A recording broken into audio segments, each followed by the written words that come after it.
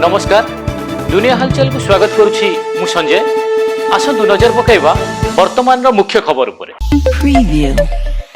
केरल वायनाड जिले में एक बड़ धरणर भूस्खलन घटी 2 जनकर मृत्यु घटी। भग्नान बसेस तले अनेक फसी रही आशंका बेले अग्निशम विभाग एवं उद्धारकारी दल पक्षर उद्धार अभियान जारी रही। भूस्खलन निकटस्थ आवासिक घर और होमस्टे गुड़िक प्रभावित होइछि।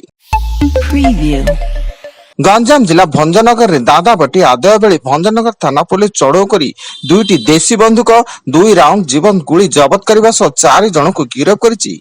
गिरफ अभियुक्त माने हेले पिंटू सेठी, अनिल कुमार स्वाई, बालकृष्ण विषय और सुभाष चंद्र पाढ़ी। समस्त भंजनगर थाना बड़ कोदंडा गाँव बोली सूचना। विजिलेंस जिले में केन्द्रापड़ा फॉरेस्ट रेंजर रवींद्र नायक आय बहिर्भूत संपत्ति ठूल अभियोग विजिलेंस टीम रेंजर बासभवन समेत कटक और केन्द्रापड़ार 4टी स्थान में तलाशी अभियान जारी रखिछि। पश्चिमबंग परगना जिलार बरईपुर में नाबालिक को अपहरण पर दुष्कर्म कर हत्या कर मामलार अभियुक्त प्रभास मंडल पुलिस एनकाउंटर रे निहत होइछि। पुलिस द्वारा अपराधिक दृश्य पुनः स्थापन करने को चेष्टा करा जिबा बेले अभियुक्त पुलिस रो बंदूक छड़ा नहीं खसी जिबाकु चेष्टा करुतला। 2008 अहमदाबाद सीरियल बोमा विस्फोरण मामला रे गुजरात हाईकोर्ट स्वतंत्र कोर्ट आदेश को बजाय रखी 38 जन आतंकवादी मृत्युदंड और 11 जन आतंकवादी आजीवन कारादंड को बजाय रखिछन्ती एवं विस्फोरण रे मृत्यु वरण करथिबा 56 जनक परिवार को 10 लाख टंका क्षतिपूरण एवं 200 रु अधिक आहतों को 1 लाख टंका क्षतिपूरण देबाकू निर्देश दैछन्ती।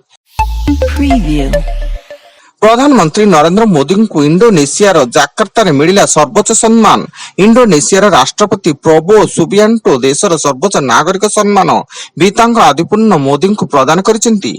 फल सम्मान को मिसाई प्रधानमंत्री मोदी ए जाए 34 अंतर्जातीय सम्मान रे सम्मानित होइसेंती।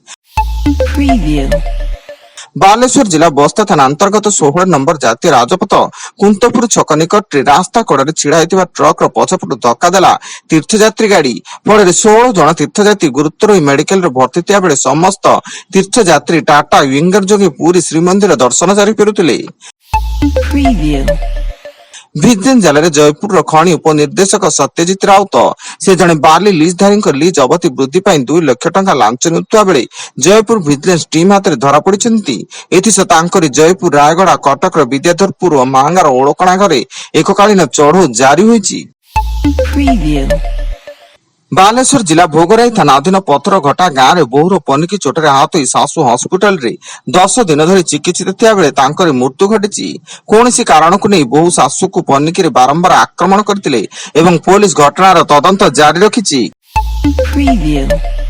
केन्दुझर जिला बड़बिल अंचल में सक्रिय थिबा एक बड़ धरणर डकायत एवं साइबर ठकेई गैंग पर्दाफाश करछि बड़बिल थाना पुलिस। ए मामला रे पुलिस जने महिला समेत समुदाय 6 जन अभियुक्तों को गिरफ्त करथिया बेले गिरफ महिला जनक झारखंड कुख्यात जामतारा गैंग से संपर्क थिबा पुलिस सूचना दैछि।